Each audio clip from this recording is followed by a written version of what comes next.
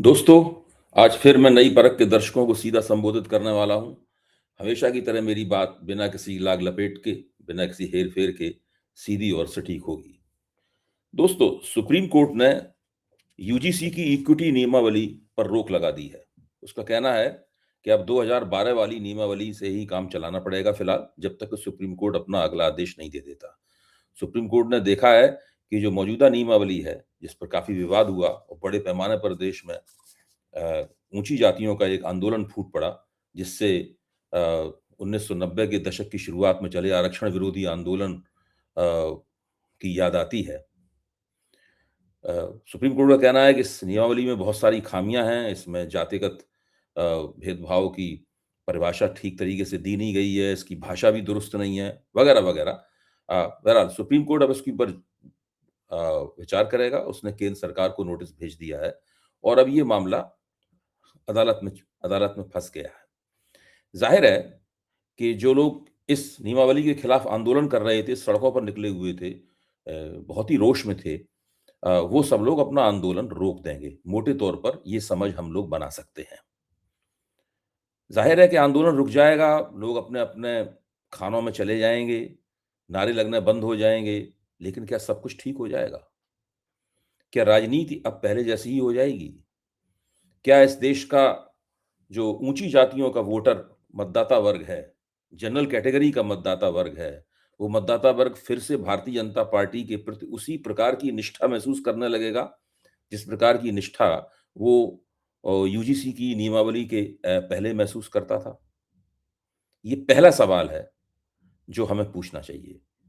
दूसरा सवाल ये है कि भले ही इस यूजीसी नियमावली का जो भी हश्र हो, सुप्रीम कोर्ट इसके पक्ष या विपक्ष में जो भी फैसला करे, ये बात तो पता लगनी ज़रूरी है कि आखिरकार ये नियमावली आई कहाँ से? कौन है मुख्य तौर पर इसका ज़िम्मेदार? क्या सरकार ज़िम्मेदार है? यानी सरकार में ऊँचे मुकामों से एक निर्देश दिया गया शिक्षा मंत्रालय को, अगर हम मान लें, एक निर्देश दिया गया शिक्षा मंत्रालय को, धर्मेंद्र प्रधान को, कि आप इस तरह की नियमावली बनाइए।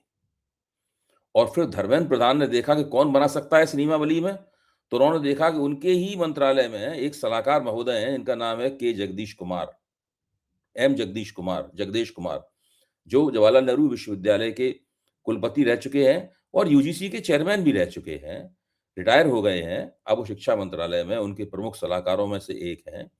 क्या धर्मेंद्र प्रधान ने जगदेश कुमार जी से कहा कि भाई आप ये नियमावली बनाइए, ऊपर से आदेश आया है? और जगदीश कुमार जी ने दिग्विजय सिंह के नेतृत्व वाली जो स्टैंडिंग कमेटी थी, उसकी रिपोर्ट को उठाया और उसके हिसाब से एक नियमावली फटाफट तैयार कर दी और वो नियमावली 13 जनवरी को लागू कर दी गई। अधिसूचित कर दिया गया, उसे गज़ेट में डाल दिया गया, गज़ेट में प्रकाशित कर दिया गया और सारे शिक्षा संस्थानों में, उच्च शिक्षा संस्थानों में लागू कर दी गई। क्या यही है वो पैटर्न? क्या यही है वो घटनाक्रम जिसके तहत हम ये मान लें कि ये नियमावली बनी होगी? ये दूसरा सवाल है, इस पर हमें गौर करना होगा। तीसरा सवाल ये है, जो सिर्फ़ मुख्य तौर पर राजनीतिक सवाल है और राजनीतिक नैरेटिव से जुड़ा हुआ सवाल है, और वो सवाल ये है कि क्या राहुल गांधी के दांव पर सरकार खेल गई है? राहुल गांधी, जो भारत जोड़ो यात्रा से एक पिच बना रहे थे सारे देश में, जब वो संविधान की लाल किताब लेकर सारे घूमे, लोकसभा प्रचार में घूमे, भारतीय जनता पार्टी को गहरा नुकसान पहुँचाया और उन्होंने अपनी राजनीति के हर पहलू को एक ही तर्क के अधीन कर दिया कि अनुसूचित जाति, जनजाति और पिछड़े वर्गों को उनका अधिकार प्राप्त नहीं हो रहा है इस देश में, उनके अधिकार की उपेक्षा हो रही है। उनको ना आरक्षण में पूरा स्थान मिलता है, ना उनके कोटे भरे जाते हैं, ना उनको अफ़सरशाही में जगह मिलती है, ना निर्णयकारी जो कमेटियाँ हैं, उन कमेटियों में उनकी मौजूदगी है।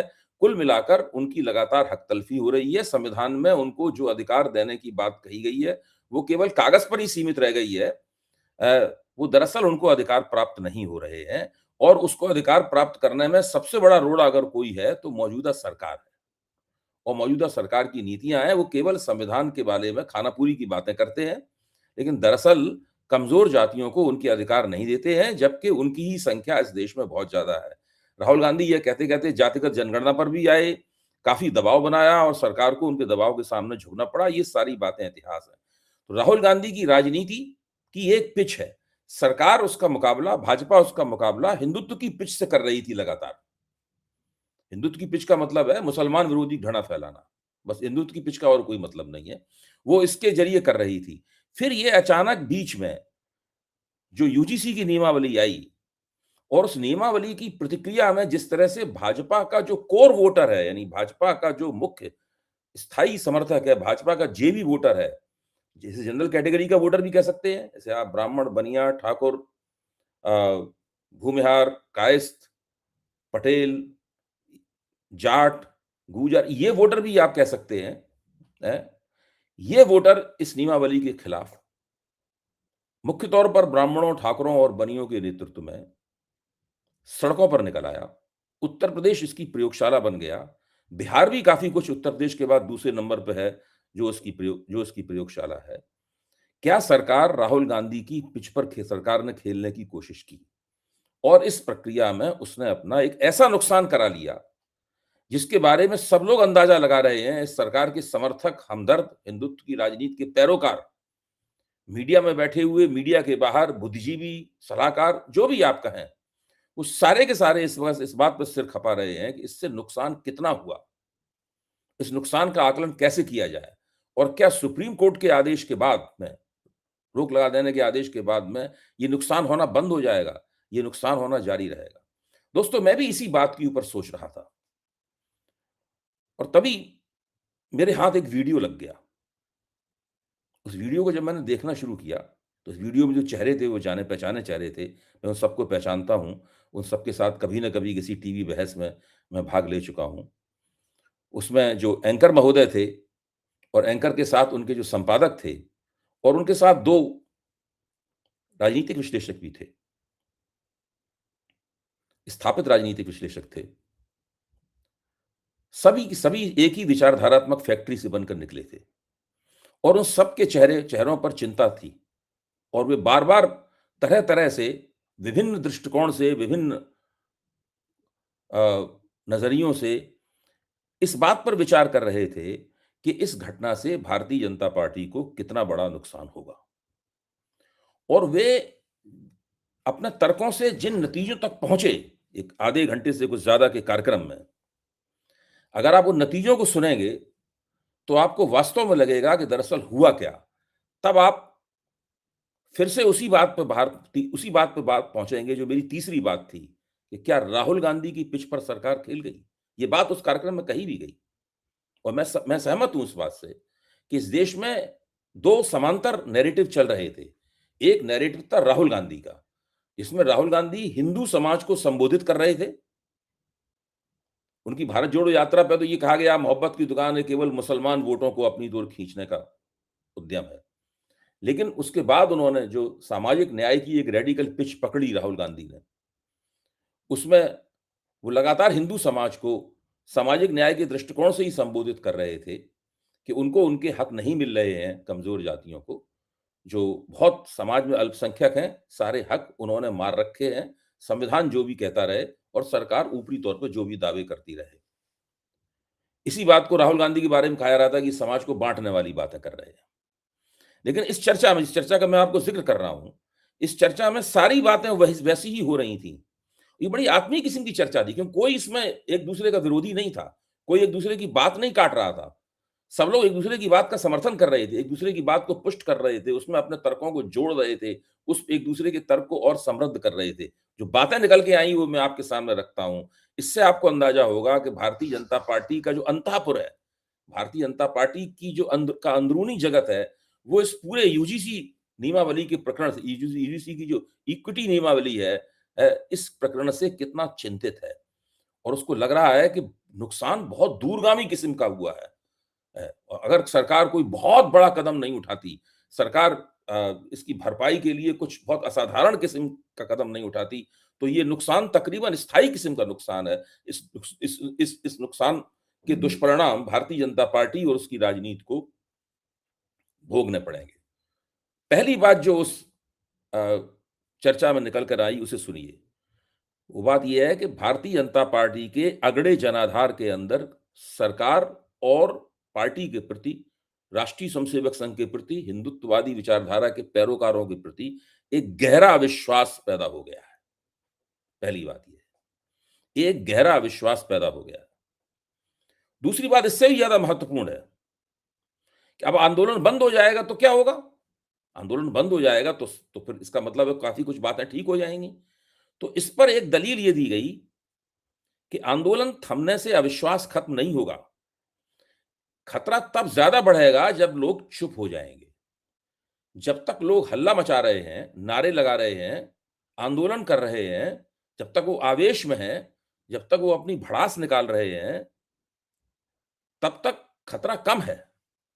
जब वो एक बार चुप हो जाएंगे, अपने आप में डूब जाएंगे, अंदर जाकर अपने भीतर उतर के सोचेंगे, तब खतरा इस बात का है कि वो किसी फैसले पर पहुंच जाएंगे। और जब वो किसी फैसले पर पहुंच जाएंगे, तब वो तकरीबन निर्णय कर लेंगे कि उन्हें क्या करना है। वो इस सरकार के प्रति एक मूल निर्णय करेंगे कि ये सरकार हमारे हित की सरकार है या नहीं है। और इस बात का पूरा खतरा है कि यूजीसी की इस नियमावली की रोशनी में वो ये निर्णय करें कि ये सरकार हमारी सरकार नहीं है। ऊंची जातियां अभी तक ये मानती थीं कि हमारे वोट से ये सरकार बनती है, क्योंकि हमारे वोट से बनती है इसीलिए ये हिंदू सरकार है, हिंदुत्ववादी सरकार है। अब वो इस निर्णय पे पहुंच सकती हैं कि हमारे वोट से ये सरकार बनती है, लेकिन इसके बावजूद इसे हमारे हित की कोई परवाह नहीं है। ये मुख्य तौर पर एक ऐसी नियमावली लेकर आई है जिसमें हमारे समाज से गए हुए छात्र और अध्यापक लगातार भेदभाव के शिकार होंगे दूसरी तरफ से। और इसके लिए काफी दिलचस्प वहां तर्क भी दिए गए। एक तर्क ये दिया गया कि उच्च शिक्षा में करीबन 4.5 करोड़ छात्र इस वक्त होंगे। इन 4.5 करोड़ छात्रों के बीच में जो आंकड़ा है, उस आंकड़े के मुताबिक 2019-20 में 173 जातिगत भेदभाव की शिकायतें थी, जो अब बढ़कर 378 हो गई हैं। सामाजिक न्यायवादी दलील दे रहे हैं कि ये तो 118% की वृद्धि है। 173 शिकायतें बढ़कर 378 हो गई हैं और 118% की वृद्धि है। लेकिन उस कार्यक्रम में, जिस कार्यक्रम का मैं आपसे जिक्र कर रहा हूं, उसमें दलील ये दी गई कि 4.5 करोड़ में कुल 378 शिकायतें, और ये 4.5 करोड़ छात्र जो हैं वो हजारों हजार शिक्षा संस्थानों के हैं। अगर इन सबके मुताबिक देखा जाए तो 1 करोड़ में कुल 84 शिकायतें हुई। तो इसका मतलब ऐसा कोई डेटा मौजूद नहीं था जिसके आधार पर इस प्रकार की इस प्रकार की नियमावली बनाई जाती। जहां तक यह बात है कि तो सुप्रीम कोर्ट के आदेश पे हुआ, वहां भी एक बड़ी दिलचस्प दलील दी गई। दलील ये दी गई कि सुप्रीम कोर्ट तो रोहित वेमुला वाले मामले में और पायल तड़वी वाले मामले में ये आग्रह कर रहा था कि अनुसूचित जाति जनजाति के साथ होने वाले भेदभाव को रोकने में जो कमियां हैं, उन कमियों को दूर किया जाए। तो सुप्रीम कोर्ट के कहने पर संसद की जो स्टैंडिंग कमेटी थी, स्थायी कमेटी थी, जिसके चेयरमैन कांग्रेस के सांसद दिग्विजय सिंह थे, उनसे कहा गया कि वे इसकी जांच पड़ताल करें और अपनी रिपोर्ट दें। उस कमेटी ने अच्छा खासा दिमाग खपाया। पहले एक रिपोर्ट तैयार की गई, उसका फर्स्ट ड्राफ्ट तैयार किया गया, उसके बाद पहले ड्राफ्ट में और तब्दीलियां की गई। वो रिपोर्ट फिर अंतिम रूप लेकर सरकार को दे दी गई, शिक्षा मंत्रालय को दे दी गई रिपोर्ट। उस कमेटी में दिग्विजय सिंह समेत कांग्रेस के केवल 4 सांसद थे और भारतीय जनता पार्टी के 16 या 17 सांसद उस कमेटी में थे। इसमें भारतीय जनता पार्टी के बड़े-बड़े नाम भी थे।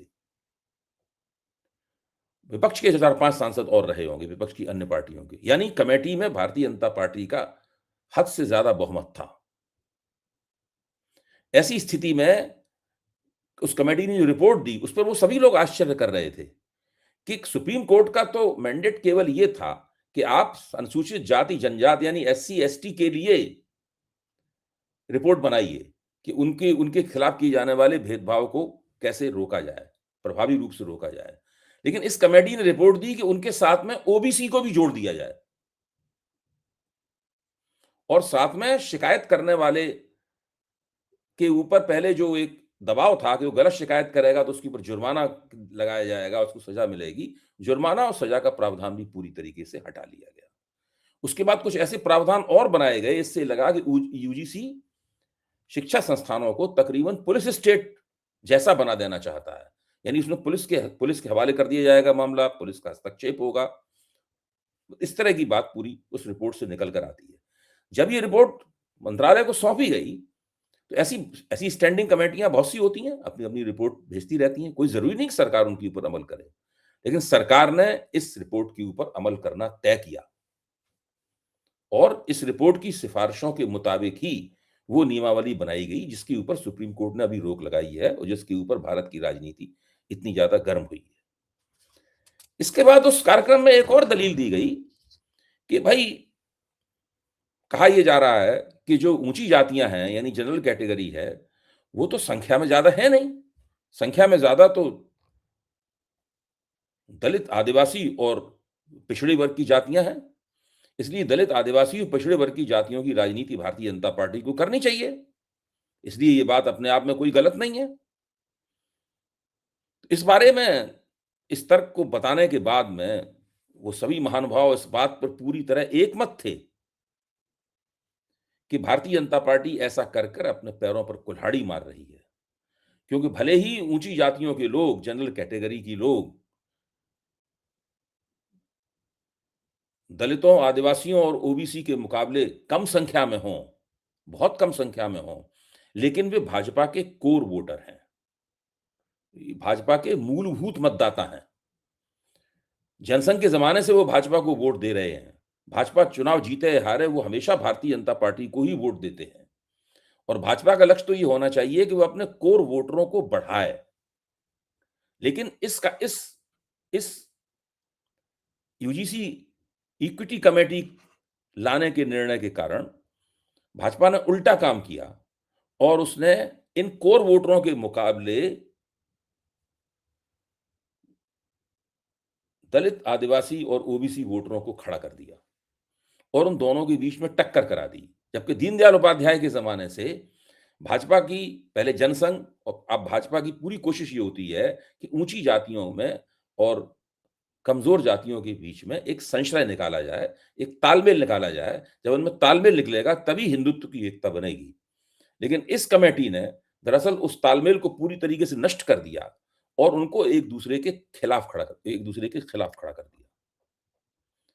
दोस्तों, यह कार्यक्रम इस निष्कर्ष पर पहुँचता है कि भाजपा को होने वाला नुकसान हो चुका है। इस नुकसान को 100% पलटा नहीं जा सकता। ज़्यादा से ज़्यादा ये किया जा सकता है कि इस नुकसान को अधिकतम सीमा तक, जहाँ तक हो सके, कुछ कम कर लिया जाए। यानी नुकसान होना तो तय है। अब केवल चर्चा इस बात की करनी चाहिए कि वो नुकसान कितना होगा और कितना इस नुकसान को बचाया जा सकता है। अब सब कुछ सरकार के कदमों पर निर्भर है।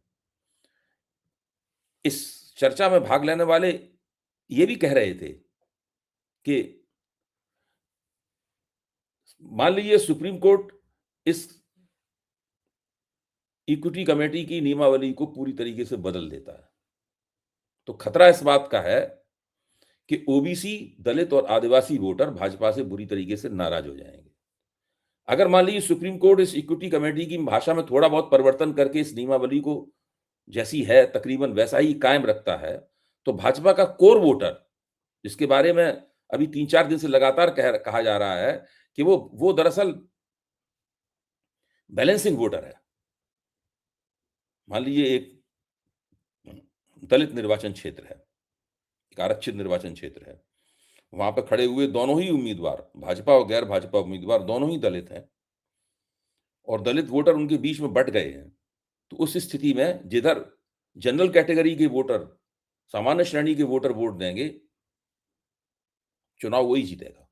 इसलिए हमेशा भाजपा के बुद्धिजीवियों की समझ में कि जो जनरल कैटेगरी का वोटर है, वही फैसला करता है चुनाव का।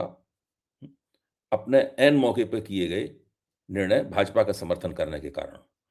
जब ये जनरल कैटेगरी का वोटर भाजपा से हट जाएगा, तो भारतीय जनता पार्टी बहुत सारे निर्वाचन क्षेत्रों में इनके कारण जीतती थी, उनके कारण चुनाव नहीं जीत पाएगी। एक दृष्टांत भी दिया गया, बहुत पुराना दृष्टांत नहीं, 2019 के चुनाव से ठीक पहले का दृष्टांत। 2019 के चुनाव से ठीक पहले हुआ क्या था?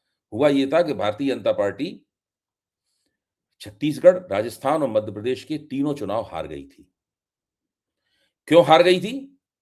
वहां पे बैठे हुए एक समीक्षक ने हमें ये बताया, वो इसलिए हार गई थी कि सुप्रीम कोर्ट ने एससी-एसटी को लेकर जो एक कानून जो फैसला दिया था, सरकार ने उस फैसले को बदला, जिससे यही कोर वोटर इन 3 राज्यों में नाराज हो गया और उसने भारतीय जनता पार्टी को इन 3 राज्यों में हरा दिया। ये दृष्टांत इसलिए दिया गया था कि कोर वोटर जब नाराज हो जाए, तो उसका चुनावी असर इस हद तक निकल सकता है। यानी भारतीय जनता पार्टी अपने इस कोर वोटर के नाराज होने की भरपाई ओबीसी वोट अतिरिक्त ओबीसी वोटरों से, अतिरिक्त दलित वोटरों से और अतिरिक्त आदिवासी वोटरों से नहीं कर सकती। सीधी बात ये है, कहने का कुल लुब्बो-लुभाव ये है कि बाकी वोटर भाजपा के राजनीति में आते-जाते रहते हैं। कभी वो भाजपा को समर्थन करते हैं, कभी भाजपा को समर्थन नहीं करते, दूसरी पार्टियों को समर्थन करते हैं। केवल ये जो कोर वोटर है, 15 से 20% का ऊँची जातियों का वोटर, यही भारतीय जनता पार्टी की स्थायी राजनीतिक निधि है, स्थायी राजनीतिक पूँजी है। और भारतीय जनता पार्टी अपनी इसी स्थायी राजनीतिक पूँजी का क्षय अपने ही इस काम के कारण होते हुए देख रही है इस वक़्त। और उसने ऐसा काम किया क्यों? मेरे ख्याल से तो इस कार्यक्रम का लुब्बो-लुभाव ये निकल कर आता है कि वो राहुल गांधी की पिच पर खेल गई। राहुल गांधी ने जो विकेट उसके लिए तैयार किया था, भारतीय जनता पार्टी ने उस पर बैटिंग करने की कोशिश की और इस समय हालत ये है कि फैसला तीसरे एम्पायर के पास में है। तीसरा एम्पायर अब ये तय करने वाला है कि Bharatiya Janata party clean bowled हुई, एलबीडब्ल्यू हुई या खिलाड़ी हिट विकेट या भारतीय जनता पार्टी का बल्लेबाज हिट विकेट हो गया या वो रन आउट हुआ या वो किसी नियम का उल्लंघन करके आउट घोषित कर दिया गया। क्योंकि क्रिकेट में एक बल्लेबाज के आउट होने के अनगिनत वजह हो सकती हैं। अगर आप क्रिकेट का मैनुअल देखें तो आप देख के परेशान हो जाएंगे, एक बल्लेबाज कितनी तरह से आउट हो सकता है। या उसे पीछे खड़े हुए विकेटकीपर ने स्टंप कर दिया। फैसला आने वाला है तीसरे एम्पायर का।